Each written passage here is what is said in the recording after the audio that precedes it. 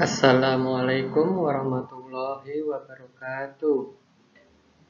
Selamat pagi semuanya, salam sejahtera bagi kita semua. Untuk pagi hari ini, kita akan belajar mengenai pengertian sejarah.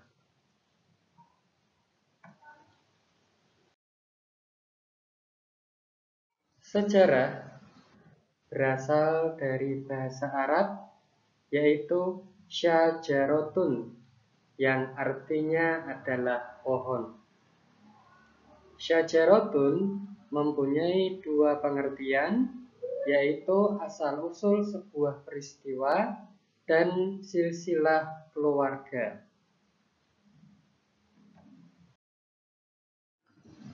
Syajarotun terlebih dahulu diserap ke dalam bahasa Melayu, yaitu menjadi kata syajarah.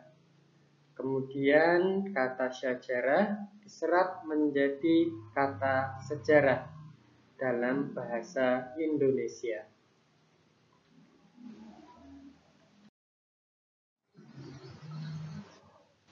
Penyebutan sejarah di berbagai negara. Kata sejarah memiliki penyebutan yang berbeda-beda di setiap negara di dunia. Di Indonesia disebut sebagai sejarah. Kemudian di Inggris disebut sebagai history. Di negara Jerman disebut Geschichte. Kemudian di Belanda disebut Geschiedenis. Dari beberapa penyebutan di atas memiliki satu kesamaan, yaitu mempelajari peristiwa yang telah terjadi. Sejarah mempelajari peristiwa yang telah terjadi di masa lalu. Sekarang kita akan membahas definisi sejarah menurut para ahli. Yang pertama adalah dari Herodotus. Herodotus berpendapat bahwa sejarah tidak berkembang ke arah masa depan dengan tujuan pasti, melainkan bergerak seperti lingkaran yang tinggi rendahnya diakibatkan oleh keadaan manusia.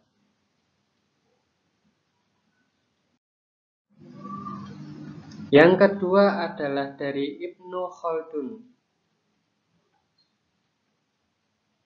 Ibnu Khaldun dalam Al-Muqaddimah menyampaikan pendapatnya mengenai sejarah yang mengandung dua pemahaman.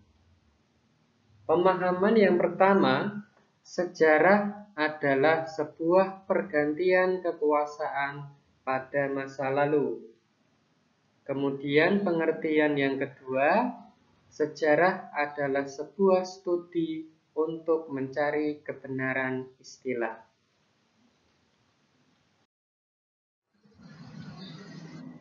Selanjutnya dari ahli yang berasal dari Indonesia, yaitu Sartono Kartodirjo.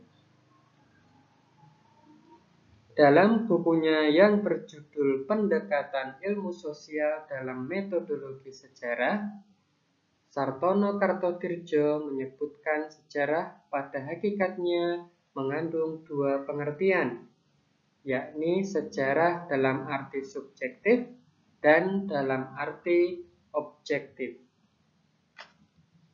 Sejarah dalam arti subjektif adalah bentuk yang disusun oleh penulis sebagai sebuah cerita, sehingga memuat unsur-unsur perasaan dan isi pikiran penulis atau pengarang.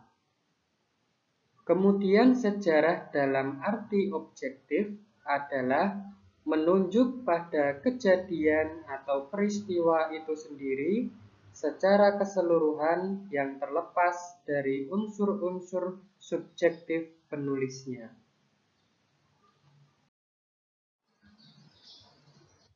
Kemudian pendapat sejarah dari Kuntowijoyo. Dalam bukunya yang berjudul Pengantar Ilmu Sejarah, menyebutkan bahwa sejarah adalah rekonstruksi masa lalu tentang apa saja yang sudah dipikirkan, dikatakan, dikerjakan, dirasakan, dan dialami oleh manusia.